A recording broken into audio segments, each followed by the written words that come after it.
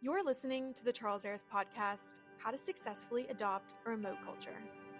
In this episode, Charles Aris Inc. Chief Operating Officer and President Alan Oakley sat down with Aris Amplify's Executive Director Kim Shapiro to discuss the challenges and successes of maintaining company culture, building trust, and ensuring accountability in a remote setting. Additionally, they'll cover how Charles Aris navigated this transition back in 2020 and the lessons learned along the way. Let's dive in. Today, we're going to talk about how to successfully adopt a remote culture, and who better to join us than somebody who's spearheaded an organization going from, you guys, right, for 50 years, over 50 years, were fully in office. We were about 52 years. We were fully in office. And really in 2020, 2021, we made the decision to go to a remote or hybrid culture, right? Workforce. It was definitely not an easy decision. How many employees, Alan, at that time did Charles Aris have? We had I'm directionally correct when I say we had around 55. Okay. To that, how many do we have now? We have 114. And so really more than double. Close to it. And we had a growth plan that we're still executing upon, which is going well, obviously. But when we were thinking about going remote, and once we made the decision to do so, we needed to make sure it was a scalable model, right? Especially as you continue to add headcount, ensuring your values, your culture remains intact. Not only remains intact, but grows and evolves, right? Yeah. As a company does. And a growing culture and a growing firm, it's fun. It's really what you want, right? But at the same time, what drives that growth is your values, right? Is your culture. And so ensuring that culture was disseminated, right, and deployed to everyone at the firm, whether you're going to be working remote, whether you're working hybrid, whether you're fully in office, it needs to be embraced by all. Yeah. Right. And to ensure that you have to do certain things, but there's lessons that we learned, right? I think we did a great job of rolling it out, but we're still every day is a school day here, right? And so we're still learning from it, but we learned a lot during the process, that's for sure. Somebody said, what is the biggest challenge? Like the absolute, I wish I would have known. What would that be? Because I think that would be instrumental for people who are really they're talking about this. They want to do it, but maybe scared to do it. And you can come from a lessons learned perspective. Right. I think one of the largest lessons that we learned was ensuring team members, especially remote, but I don't want to say, remote or again, hybrid in office, but developing the culture of trust, of understanding that individuals are going to hold themselves accountable, right? It's important in a remote culture. And it's more of a focus, taking a focus away from FaceTime, basically, right? It's not about FaceTime. And so really having the ability to hire the right people, put the right people in the right seats is a given, right? But also having mutual trust, ensuring that self-accountability is part of your cultural fabric, right? And that extends out to everyone. It's not about, hours worked, right? That's very important. Of course, doesn't matter. The deliverables, right? Because I think you go from looking, okay, that person's in the office at 7 a.m. and they're in the office until 7 p.m. And so they must be a star employee. So now you're really measuring the tangibles. It's metrics, it's the goals, it's, exactly right. Measure the things that really matter versus the number of hours that somebody spends in the walls of the organization. And that was a cultural change for us. Honestly, what you just said, if they're here from 7 to 7, right? Clearly they must be, crushing it, and they're an unbelievable team member. But having the transition to the trust, to the self-accountability, and to what the results, the outcomes of that team member, right? Not the hours they put in. Long hours are important. I don't want to say long hours, but putting in hours is important in any job, right? It's tough to find a job where you can work 2 hours a day and have great success. But the mind shift of, are we working 12 hours a day? Are we working 14 hours a day? To, are we getting the work done? Are we allowing individuals to reach their optimal performance in a remote environment? Are we giving them the tools to do so? And the results are going to come if we do that. That sounds a little bit, I don't want to say basic, but it was a mind shift. It was a shift in how we manage. It's a shift in how our leaders manage. in a remote environment to, as we mentioned, not just FaceTime, but also what are we really measuring? Performance, right? What is actually important? Staying laser focused on that, right? Without losing the culture that you've built and the culture that you need to continue to evolve. The culture piece. So we're talking to clients all the time, and that is the biggest piece that they're afraid of. They're like, oh, well, our culture is going to miss what's so special about it right now. And I think what you do well, or what Charles Aris does so well. So I'm an in-office girl. I've shared this from the very beginning. I don't love remote. I do it because I live my home. It's in Dallas, Texas. The office is in Greensboro, North Carolina. So I do go back and forth just because I personally need it. I'm never going to be somebody who enjoys being fully remote. But I think something that Charles Aris does very, very well is that FaceTime in a remote culture. Yes. So just by adopting platforms like Zoom, Yes. and we're very much a camera on organization. So when you have meetings that are just one on one or company wide meetings where it's all 114, cameras are on. And I think that has done such a wonderful thing, bringing everyone together because you do get to see, oh, wait, there are others. Exactly And right. yeah, It's a great point where it's, you know, having cameras on, you still get face-to-face interaction. And on that note, setting up the standards of how you present yourself, right, to clients. mhm, That matters, right? How we present ourselves to clients, ensuring a level of professionalism across the board is important. And that's part of, goes into culture as well. But also there's smaller things, the Monday morning meeting, right? It's all hands on deck yes, and we celebrate wins as a team. You get to see everyone at the firm. You get to see their smiling face on a Monday morning meeting. And it's also it's like a time that we're all coming together as a family, if you will, right? right.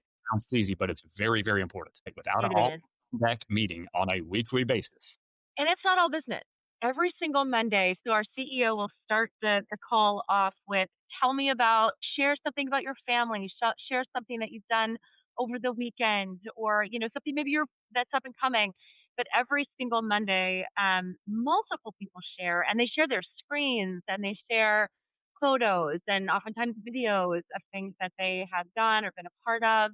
And I think you and Chad both do such a wonderful job of making sure that is sort of the mission in the beginning of every single It's meeting. one of my favorite parts of the week, really, right? Just to see what the team members are doing. What are they Yeah. getting into? When you get to see pictures, and especially when it's, life events, if individuals are they're getting married, or they're having kids, or they're Mhm. taking a trip with their family, whatever it is. It's awesome to see. It's that human element also that we're you know doing things and having fun outside of work is critically important, right? Isn't it interesting that there is that misnomer that having a remote culture means that you're gonna somehow impact the culture that you have within the organization? But by doing this and having these moments where we can share our screen and share stories of what we've done, if you're fully in office or any organization I've been a part of where we were fully in office, I don't know that we really knew one another on you have your core people that you know personally, but do you really get to know the people at work? And this has actually built a platform to open the doors to be able to see people in their true state, like with their families and pets and, the whole thing. When we all first went home and we weren't really accustomed to it yet, and no one really had their offices set up, and this was just like right out of the gate. There was cats crawling across keyboards and kids running into offices, and everyone saying, "I'm so sorry, my kids are home." Everybody was home at that time, and it just really brought people together because I think for the first time we realized we're all just people. Yeah, We're just we're all people. right. And We're all real people with real lives. all the same. We're all dealing with the same challenges, but we also can celebrate together the victories that we have. It's rare that you will get to know people in a more intimate level, you know, Exactly. when they're not sharing with what they're doing in their personal life. And I think that's an awesome byproduct, right? I think it's fantastic. I agree. Critically important for culture. I feel like to have those moments every week, right? Every week. It's not every quarter. It's not once a year. It's every week, right? I think And that's it is cameras on. I want to reiterate that because I think that's huge. it is. My husband works for an organization that's predominantly cameras off. And so he said it's interesting because they don't really get to, they're just listening, right? You're not really seeing anyone. And I also think there's an attention deficit there that if you're not seeing the individuals while they're talking, I don't know that you really are paying attention as Totally agree. well. I could be wrong, but that's just, or maybe in my ADHD, but I like to see the people, right? Totally agree. And also, it brings the human nature back in to a It meeting, does. back into your life. If it's not in person, if you can just visually see them on the camera, it goes a long way. Just human interactions. And also just, there's a trust element to it. There's I just a trust agree. element to it that you are engaged just like everybody else. We're all on the same page. And I'll say, some other things that we do that's fun from a remote standpoint, but it creates camaraderie and it builds on the culture. Things just like we'll have um, a fitness month where over lunch you can Oh, yeah. every lunch there's aerobics or there's Pilates or there's yoga. And we have an instructor come on and lead team members through it. I'm saying there's all kinds of stuff. Like Monday is this. Tuesday there's like an agenda for the entire week. It's cool. It's fun. And it brings people together, but also we never did that when we were in the office. It's Well, awesome. and But I was going to say that too, like sort of as the last, bullet on this specific topic, but 114 people in this organization. I'm here 2 weeks out of the month, right? So I see there's a good, what would you say, 40 people that come in the office, 30 people that come in the office every day. If it wasn't for the Monday morning meetings that were on camera, there are a lot of people here in the building that I wouldn't even know. We've done such a great job with this that we actually know people at a deeper level. And I can actually, and I don't like the phrase "put a face with a name." I can't stand that. Maybe because I'm, sales, but I don't love that. But I get to put a face with a name where otherwise I would never have been able to do that in a company where there's 114 people. You just, exactly right. if they're not in your department, you probably don't know them. And here, that's not the case because we see them all the time. And we have Wednesday trainings. And so again, you see everyone. Mitch Oakley, who actually started the firm in 1968, am I right? He does a fireside chat, weekly. And so there's all of these things that, by the way, are not all mandatory. The Monday morning meeting is, of course, mandatory for certain individuals. The training is mandatory. But Mitch's fireside chat is something that's not necessarily mandatory, but it's offered. And many, many people take advantage of I it. love it. A lot of wisdom there. So I want to kind of segue into the leadership aspect of this discussion. So leading a team that's remote. There are certainly challenges with that, and I would love to dive into that. I have kind of 5 bullets that I would say are my core playbook, I guess, if you will, like what I do to make sure. And I'm not saying I've got this down by any stretch of the imagination, but this is just sort of my own, like Tim holding yourself accountable to being a leader in a remote culture. And I'll say what my 5 are, and then I would love to hear, your thoughts on that. But one is just visibility. Just one, showing up on time, following through.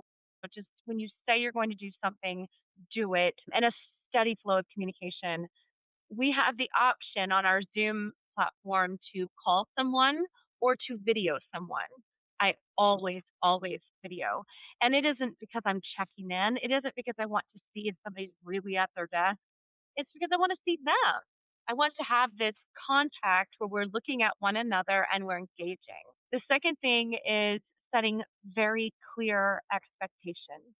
So everybody knows what's expected of them week over week, month over month, and for the entire year.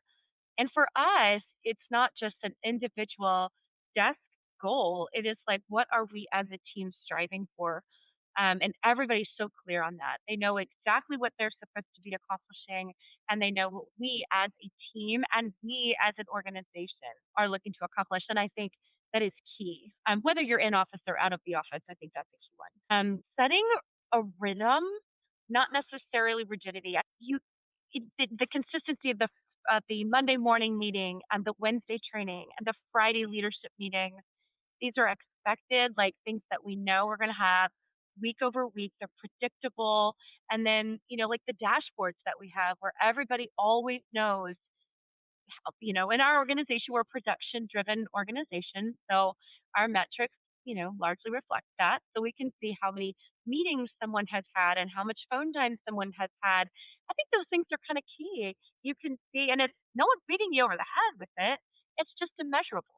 It's for you to be able to look at your own self, not even from a leadership perspective, of course, but even from an individual contributor perspective, to be able to say, "Oof, you know, my peer over here, they logged a lot more time than I did, or they had more meetings than I did, or whatever." I think it just kind of keeps you in that mindset of leveling up It without does. your leader ever having to say anything. It's not a big brother tactic, right? It's just so you can measure yourself. And if somebody else is, you feel Right. like, hey, if they're doing it, hey, what do I need to reach out to them and say, hey, what are you doing different? How do I learn from you? How do I get better? Yeah. Because you're doing X, Y, Z a little bit better, right? And just having that transparency is critically important. I love it. Exactly.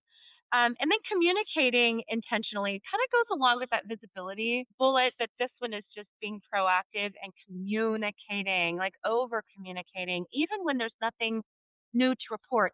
If somebody's waiting on something from you and you don't have an answer, call and say, "I don't have an answer. I'm still working on it."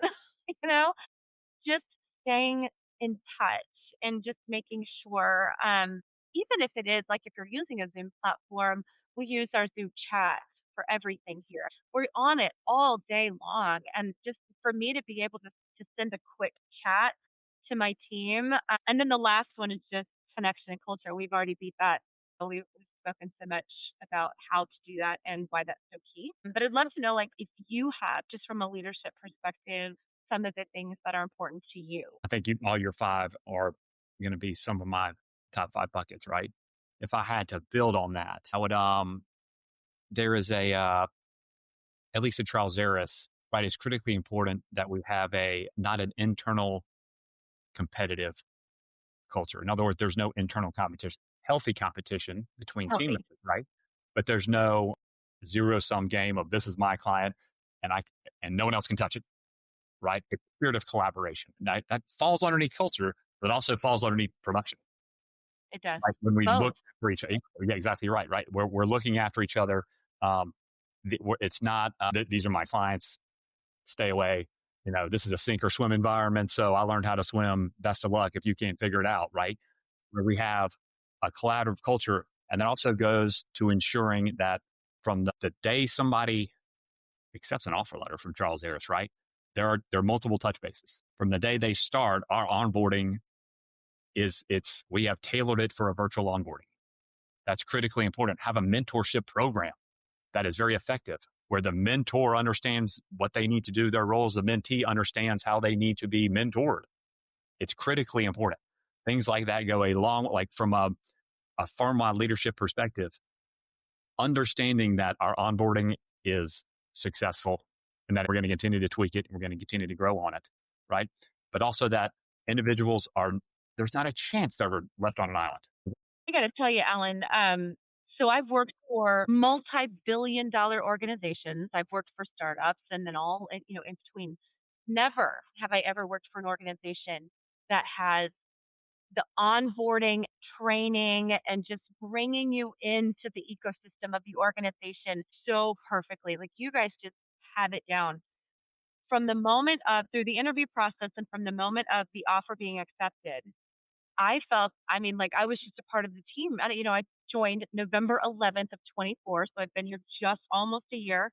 And I just remember, wow, these guys are on top of it. Not only did I get personal phone calls from you, from Chad, from other individuals, from HR, I had an email with what to expect. I mean, within the first 24 to 48 hours, I knew exactly what to expect for the onboarding process. There was never a moment where I thought, what do I do? Like, what am I supposed to, what is my first day going to look like? What is my first week going to look like? There was never that moment of trepidation because it was just so clear and so warm and welcoming, all along the way. So kudos because as you know, this industry, this is what we do, right? We help people find jobs, right? Or we find, we're in the employment industry. We are recruiters. And I can tell you that is not something that most organizations have down so well. And maybe it's because we're in this industry Well, I and mean, we hear the horror stories, but wow.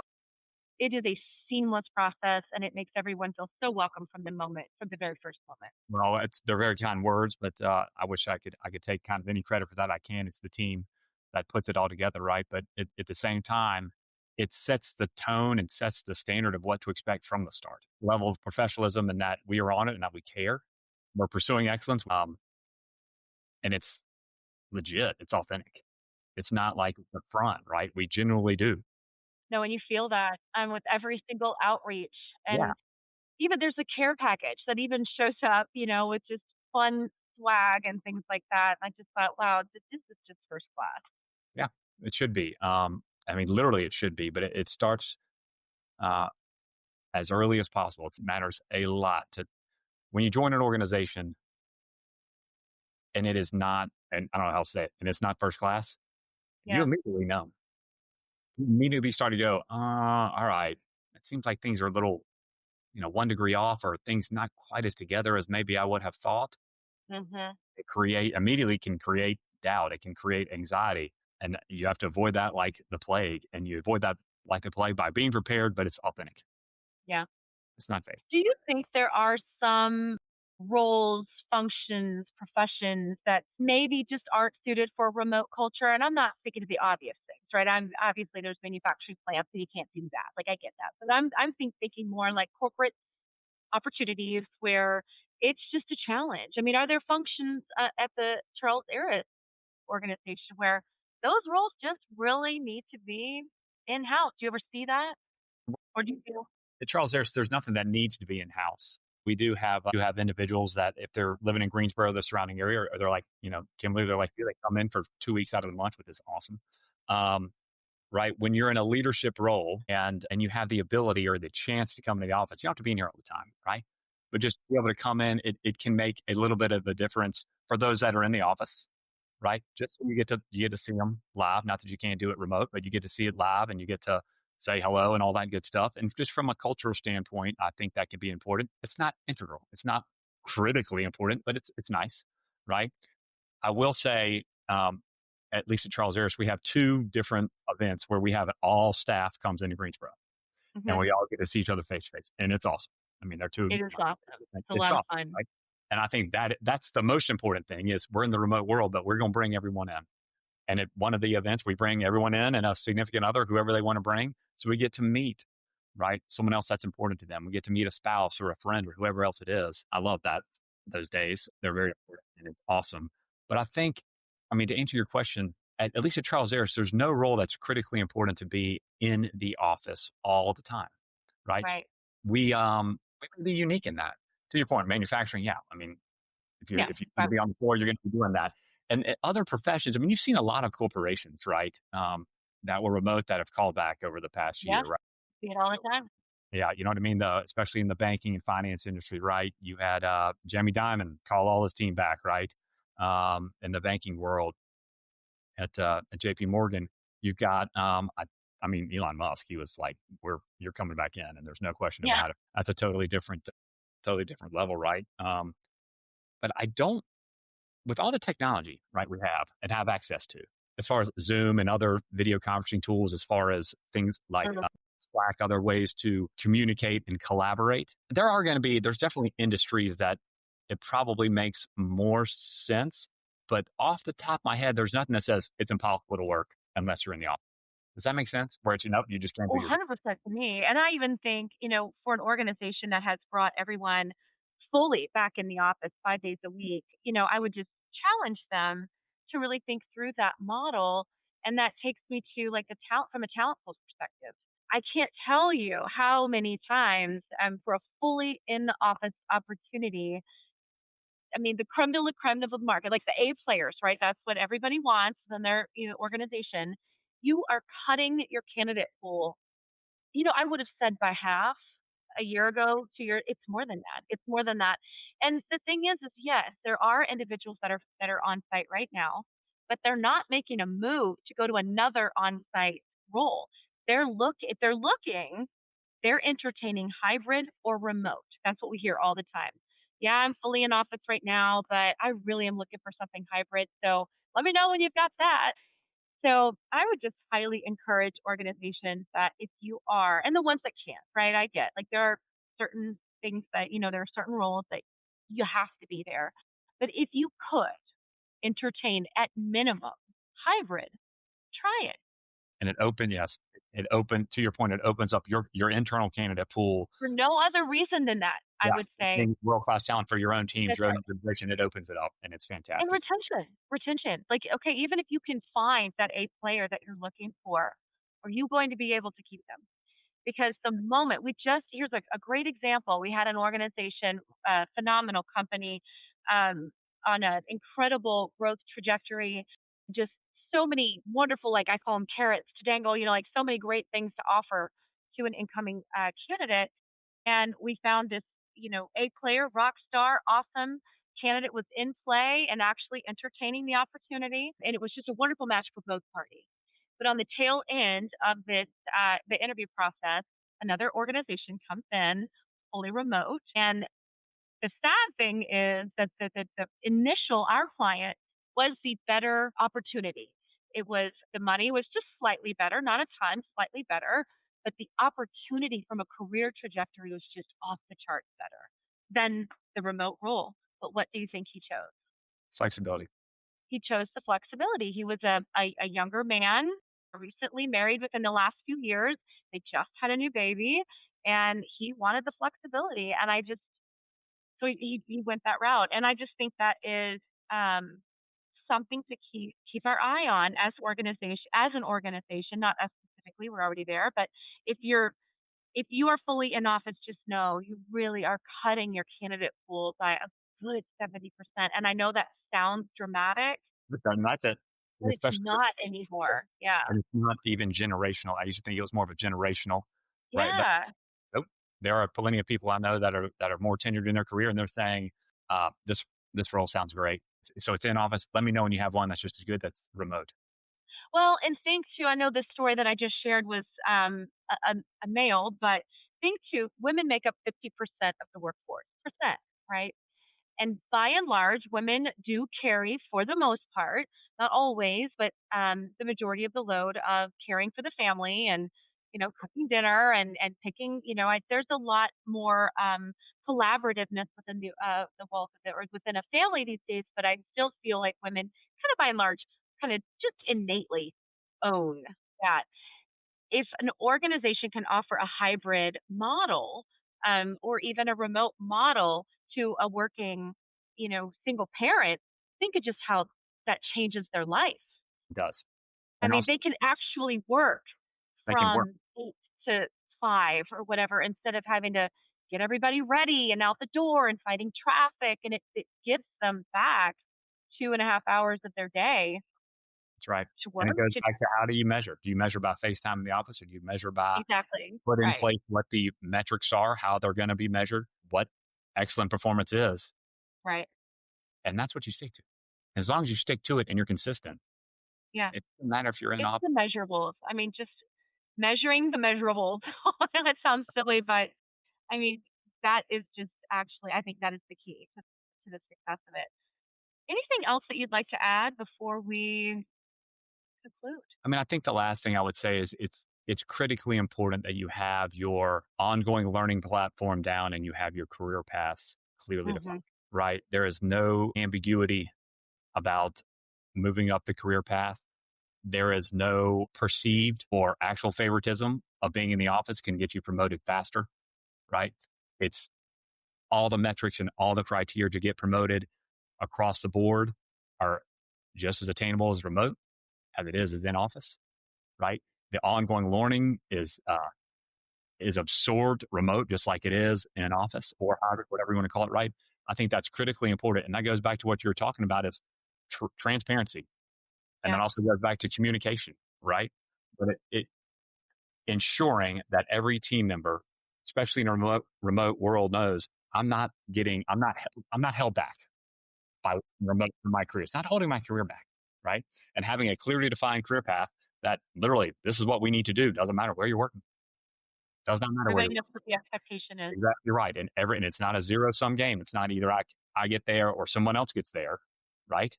everyone can get there. Everyone can get to that next level if you're achieving the criteria that's put in place that is clearly defined and communicated, right? And so it's just ensuring that that culture is in place where if you're working remote, it doesn't even enter your mind that maybe I'm getting passed over, maybe I can't get promoted, or is this inhibiting my career growth? It can't enter their mind. And you have to ensure that it can't enter their mind because you're doing it the right way. And it's genuine. So at Charles Aris, there is such a clear trajectory. Like everybody knows what it takes to get to each step to get promoted. Do you feel like you have more promotions now in a remote culture because you have all these things ironed out and it is such a clear expectation? Everybody knows exactly what they're doing, what it's going to take to get to the next level. Do you feel like you have more promotions now than you did prior to being remote, just because you had to set the expectations, and we call it a nautilus. I think that's what you get. Did you have that before you went remote? We did, but when we went remote, we did refining on the Nautilus, which is our career path, right? We did our refining on it, and I don't know the percentages. It's a great question, Kimberly. Like literally, but I would, if I had to guess, we on a percentage basis, individuals are getting promoted faster, right? And they're embracing our values in a more genuine and authentic way because we put more emphasis on it now. Now we're remote. We just do, right? That's part of the playbook that we had when we decided to go remote. We know we're going to have to put more emphasis on our values, put more emphasis on clearly communicating what it takes to be promoted in a remote. If we go to a remote environment, and it's worked, it is a level playing field, and they see other individuals that they know are remote, reaching goals, getting promoted.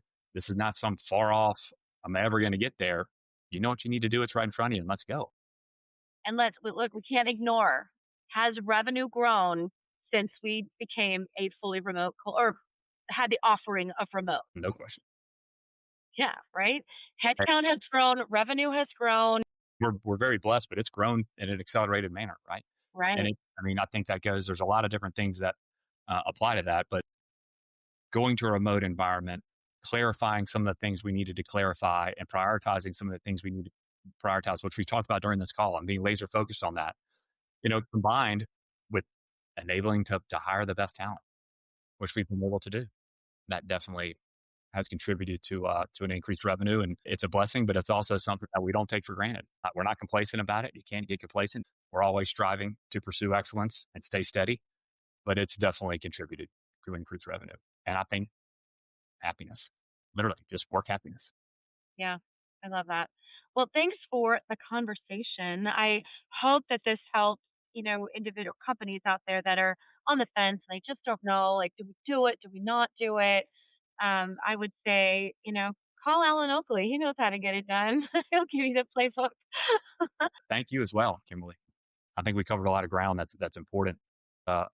It's not easy, but I think the benefits and the byproduct, there's no question if you can entertain it and your industry is conducive to it, it's extremely beneficial on a number of fronts. Thanks for tuning in to the Charles Aris podcast. For more insights and resources, visit us at www.charlesaris.com. We'll see you next time.